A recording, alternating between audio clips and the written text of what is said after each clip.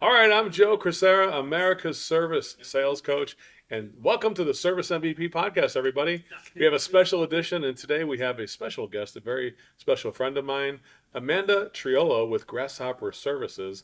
And Amanda, welcome to the program today. How you doing? Thanks, Joe. I'm super happy to be here. Facility is incredible. Well, thank you so much for flying out here to our facility and meeting with us. Uh, Amanda and I are working on a super great new initiative to help call by call become the new norm, right? Amanda, why don't you go ahead and start by telling us about how you first got started with call by call management with your team, and you yourself dove into it. So tell us a little bit about that. Yeah, so service is a area of the company that I focus heavily on, and I'm in the day to day with all the technicians at Grasshopper. And so what I started to learn very quickly is that in order for me to help my technicians become the best that they can be, I learned that we had some deficiencies, and there were things that we weren't quite picking up on to make sure that we're providing an excellent customer experience every single time. So I was like, this was before I even knew what call by call was. I was like, I implemented call by call without even knowing what call by call was, Oh, actually. really, So really. then you see this movement on social media Uh-huh. called call by call management. I'm like, okay, that's what they call this Like thing. that's what I'm doing. Yeah. Like I'm just trying to babysit everybody. No, not Yeah. babysit, right? What would you call it? What would you call it? What about Coach, that part? We're just coaching, coaching people, coaching right? people. Okay, Yeah. cool. So when I was talking to the guys about it in my team and implementing it, really it was just a tool for me to best understand what's going on in the home, what are the customers' needs, wants, desires, and what are they actually saying to you based on what you're informing and Mm-hmm. educating, right? Are they engaged with you? Do they care? Do they not care? Are they emotionally moved by what you're showing or telling them, right? And I'm a big advocate for showing, not telling. So are they being emotionally moved by what you're saying, and what are their concerns? Do they not want to be cold in the winter? Do they not want to be hot in the summer? Is indoor air quality a concern? So through doing call by call management, I learned that we were actually missing the boat on what the customer was actually telling us that they wanted and what their actual desires were. Hmm. And so we've flipped the script and changed the approach to tailor every single customer experience to that customer that's in front of us every single time Hmm. based on their needs, wants, and desires. And through call by call management, I'm able to help my technicians be as successful as possible while providing an excellent customer experience. There's a lot of people who are watching this right now have a big smile on their face because they are like, does Amanda Triolo realize that she's making customized, relevant solutions for people? And it's exactly what Uncle Joe teaches. In some ways we're about as different as you could possibly be, but there's other ways. 95% of what we believe in are identical. Really, Yep. I first heard you talk about some of this, and I think you heard me talk, we realized, you know what, this is something that we need to get together on, right? And Yep. kind of learn more about it. Well, in your experience, by diving in and trying to get that customized experience for each client, so they feel like they would feel a sense of care, respect, and support, because that's isn't that really That's the it. dynamic behind it there? That's it. So, in order to do that, can you give us three keys to what you think a successful call by call system would entail? Can you give us like the first key and see what's something you can dive into that could help people kind of, even if they don't come to a class or training, they can start to do what you did, just kind of dive in and start doing some of this. What are some of the things that first key? In the home or through call by call management? I'll just leave it to your imagination. What do you think is the first place to start? Where do we think you would start? The first Training. place to start with that. Go ahead and tell me that. Training with technicians is the absolute necessity to the ground level. Under having your technicians understand how you want your customers to be engaged with, what kind of relationship building, what are the important things to make sure you hone in on, and what are the important things to make sure you're addressing. Like, at Grasshopper, we address the entire home and system as a whole and not just a symptom of the problem. And so do your technicians understand your process and your why behind it? All that starts with training. So I would say number one is training to each company's systems, processes, and procedures.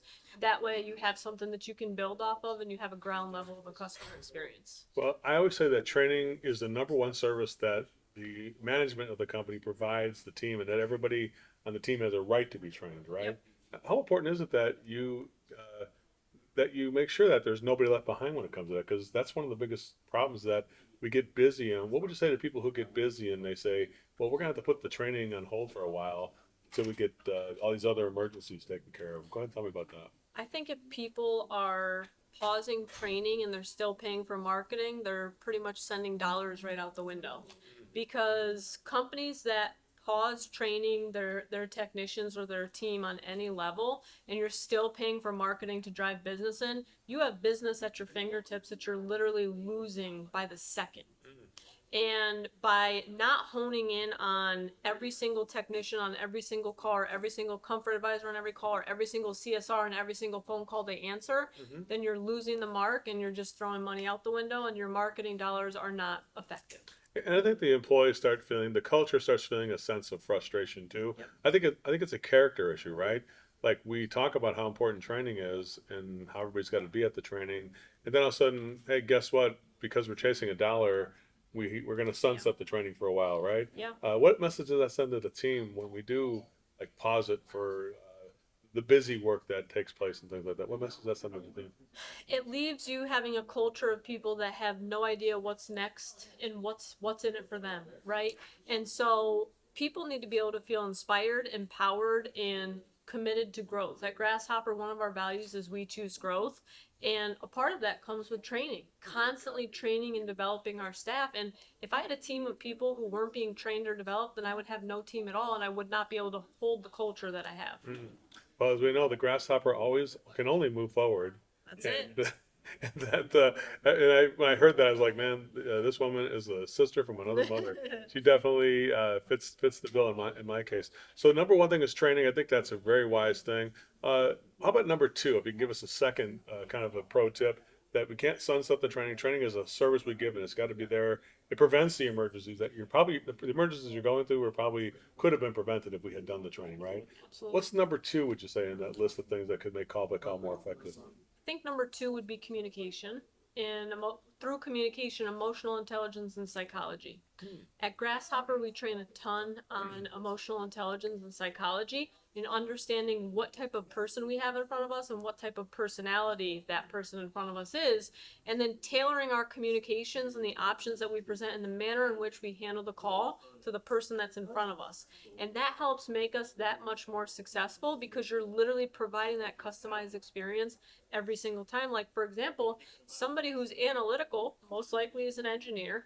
They want to know all the data. They want to know all the calculations. They want to know the intricate details. Somebody who's a customer who makes their decisions based off of emotion, they want to be able to be brought down and see, feel, and understand what it is in front of them and how that impacts them in their home and their safety and their comfort. So there's different, and then there's people that are just simply driven by price, right? And so for your people who are driven by price, how do you handle them? How do you approach them? So communication, emotional intelligence, and psychology is number two for all things success in call by call. Yeah, and there is in service MVP. That's why I think we're really related in a lot of ways here.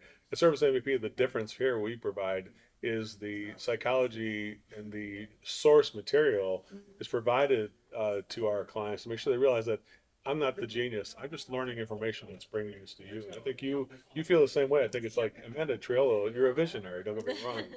But the bottom line is, I think you're just the source. You're the conduit that brings the information to the guys. Tell me a little bit here about how do you answer a question where people would say that my guys are never going to get psychology or things like that. What would you say there? I think that as we move into 2024, we're experiencing a different evolution within the trades, right? And the trades are becoming that much more imperative to relational business, but the world as a whole is becoming more relational. And I think that people who miss the mark on psychology and emotional intelligence are going to be behind the curve on where this industry is headed and a lot of how we understand business as a whole in the economy today. And so it's not always about price anymore. We don't just only have price driven buyers.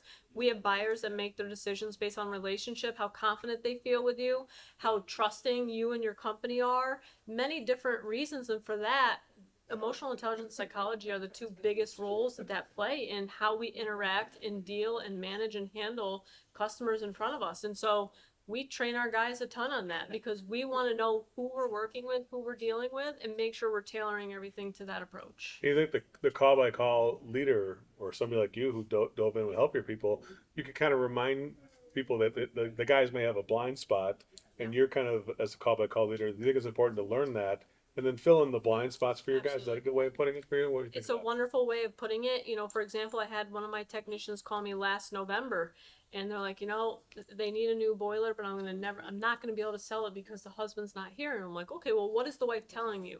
Because through what you just told me, through how I asked you on how it was informed and educated and what her feedback was, she doesn't want to be cold in the middle of winter. Mm-hmm. That is her urgency right there. She does not want to be cold. And so sometimes it's just they're so focused on the technical and the mechanical side of it.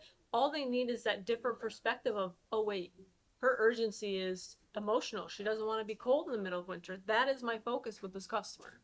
That is awesome. So I think that's really great. So it's really, and that's right. Maybe the guys wouldn't be able to become part-time psychologists, but as a team, we can kind of notice where we might miss a gap there. Yep. And you got more than one person looking at this situation now to kind of remind people or advise them in a way about how we can speak to this client in a way that's more meaningful and relevant to them.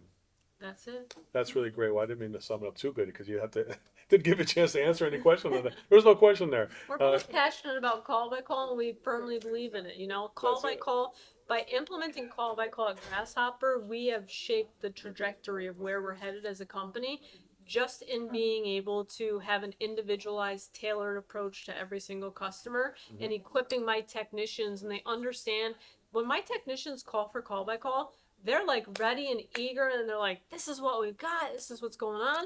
And now they get to a point where they're like, we already know what you're going to ask, so this is what I'm going to tell you. I already know what the urgency is. So they're trying to almost become their own call by call managers and take themselves out of that. They're kind of predicting after you get enough help enough times, you're like, I got this one. I said exactly what you said 3 calls ago, and you kind of learned what you did. Let's talk about step 3, or if there's a third thing that could be done to kind of dive into trainings. Number 1, what was number 2? Was that? Number 2 was Psychology? communications, but the psychology and the Yeah, emotional emotional intelligence. intelligence and the communication. Number 3, what's that? I think number 3 would be simply just process. I think understanding process and how you want every call handled from start to finish. And so for companies that are a strong brand, or companies that have a brand promise or a brand mission, technicians need to understand that mission in order for them to go live out that mission. So rather than calling it process, maybe number 3 should be called mission, because at Grasshopper we are mission driven, and all of our service calls, phone calls, every decision we make, both internally and externally, are all based on mission. But from that mission stems how we do what we do and why we do what we do. And all of my team understands, believes, and finds purpose in our mission, and they live that out every single day. And while they're living that out every day, that means that they know why they follow the process. They know what we serve above and beyond every time means, and they know what that means inside the home with the homeowner. Another one is we commit every day to be a team player. They understand to be a team player, call by call is a part of it, process is a part of it, making sure they're passing the torch to the next department correctly is a part of it, and all that intertwines with the success of the company. How does this match up with that? That when you mentioned the team, that this is assistance or a service for the team. That to me, the primary thing I've seen with call by call from my aspect of it is that it has to be presented to the team as a service to you, right? Tell me, could you expand on that a little bit more? So when the beginning of the year, we understand for our technicians what they want to do, plan, and achieve for the year. And our job as leadership at Grasshopper is to help make all of those things a reality for them. In order for us to help make them a reality for them, they understand the effort that they have to put into it to be able to help themselves, right? And so, my purpose as a human, as a leader, is to help lead people to become the best versions of themselves. And so I find a ton of passion in equipping, empowering, inspiring, and motivating my team to be the best that they can be. But through that, I have to understand what's important to them and what matters to them. Right? Some people aren't always motivated by more money. Some people are motivated by time. Some people are motivated by their dream house they want to buy.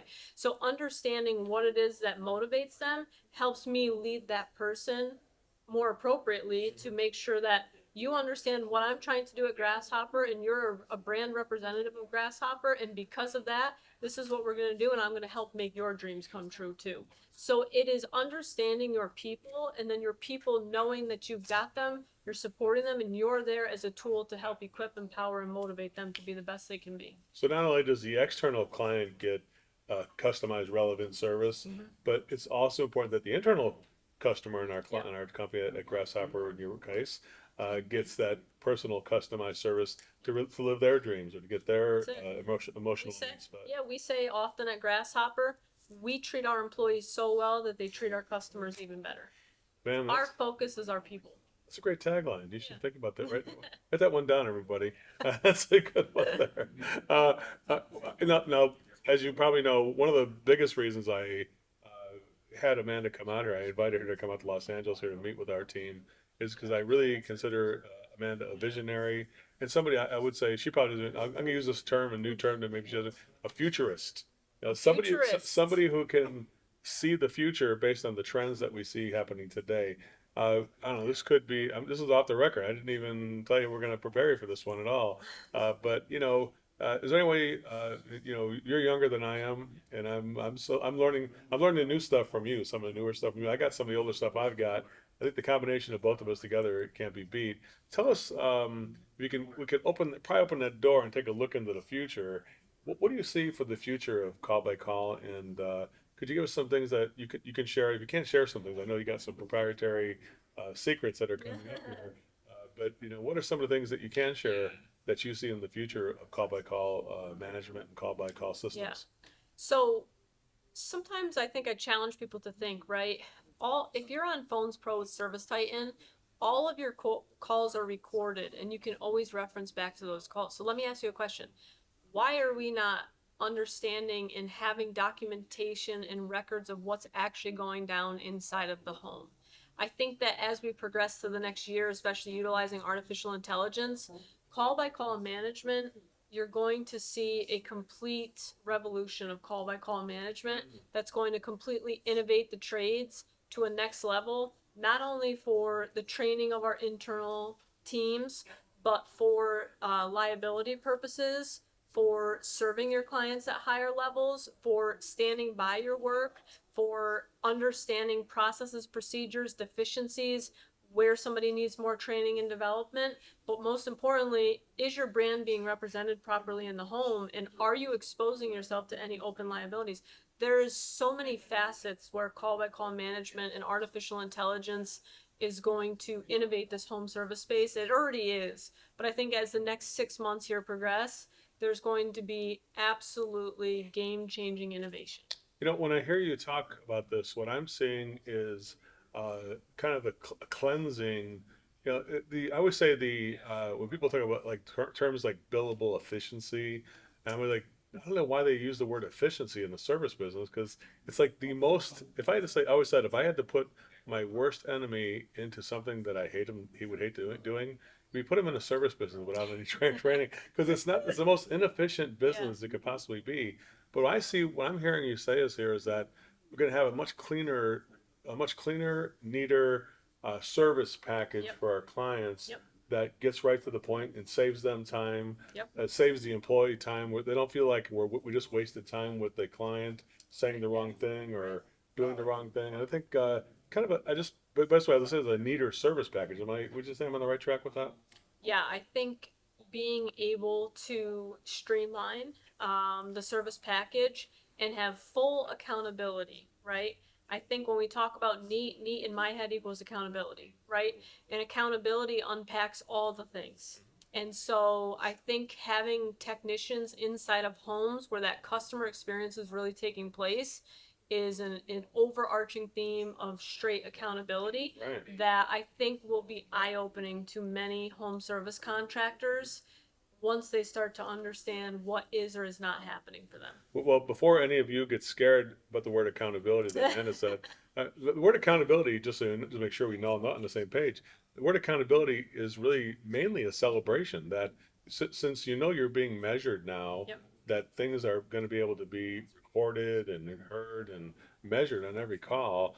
Most of the time, it's like when that's happening, we all become on our best behaviors. We all use our best intelligence. We all perk up and make sure we're paying the best attention. Yep. When we know we're kind of being watched in a way, even if there's a possibility, the illusion of Yeah. being watched, it kind of does bring out the best in us. I think like Michael Jordan plays in front of 50,000 people, he's going to play better than if he plays in front of 2 people. He just That's it. put the energy out there because you got all these fans that are rooting for you, right?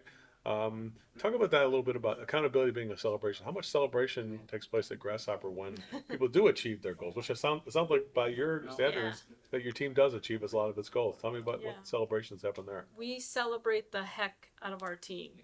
Um, my goal as the leader of Grasshopper as a whole is that not just Amanda wins because Amanda's the owner or Grasshopper wins because Grasshopper's the company. I want my staff to make more money than I do, have more time, help their dreams come true, help their goals come true, and help change lives, right? So our mission statement is we create opportunities that change lives and lead people to make great decisions.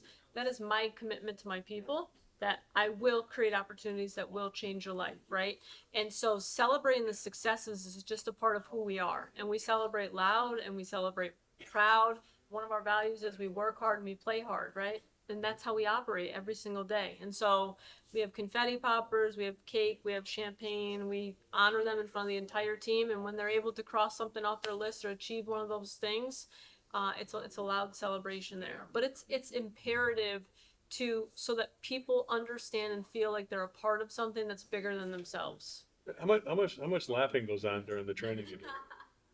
Because that's always the sign of a good training. If people are having fun and Yeah. laughing, and how much fun is that being had in There's the a training? forget about trainings, just on a normal day to day, Joe.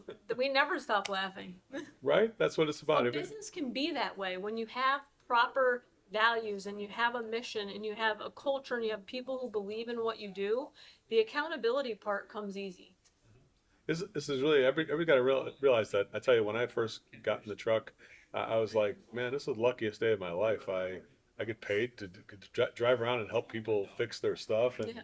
get to meet new people and new opportunities. I think a lot of times we all kind of lose track of that. I think call by call kind of helps everybody, the team, work together Yep.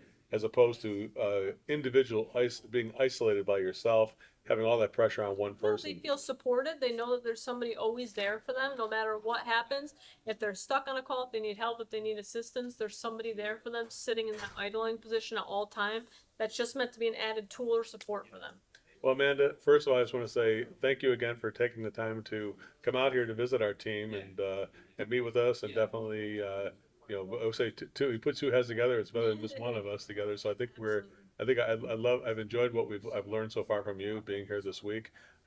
Tell us, do you have any final thoughts for the people on this podcast? Any kind of a final thoughts you'd like to leave them with in your heart? What do you feel about that?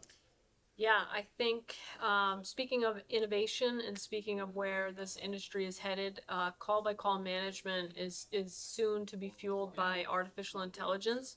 If you are curious at all as to what I'm talking about, the website is cxc.ai, and we've talked about it a ton this week, Joe. I think that call by call as a whole is such an instrumental tool, and when you pair artificial intelligence with it to maximize the success of your team, maximize that customer experience, which ultimately way increases revenue, it's absolutely game changing. And so that is on the horizon. It is very close. It's being beta tested right now, and I'm super excited for when it launches. Well, I think we've all been there when we typed something in the chat GPT and it made us all feel smarter. Like, yeah, that was a good article I just wrote in 15 seconds, right? Or it was a good job description or a good, Yeah.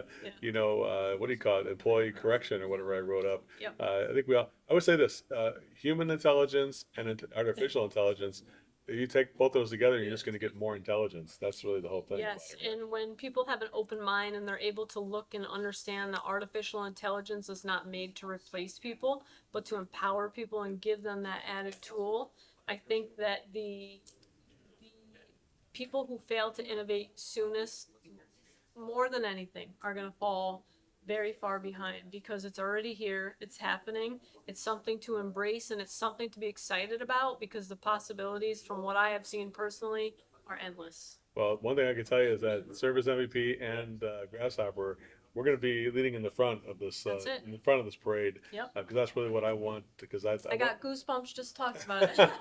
because I want this for I want this for our team. I want Yep. this for our clients, and I really want this for the industry. I really believe that it's something that has been a missing piece. But to kind of clean things up, I think everybody knew what they should be doing. Just got to make sure the accountability is there to make sure it's happening. Amanda, thanks so much for visiting with me Thank you, this Joe. week. I appreciate that. Appreciate you. Thanks everybody. We'll see you on the next podcast.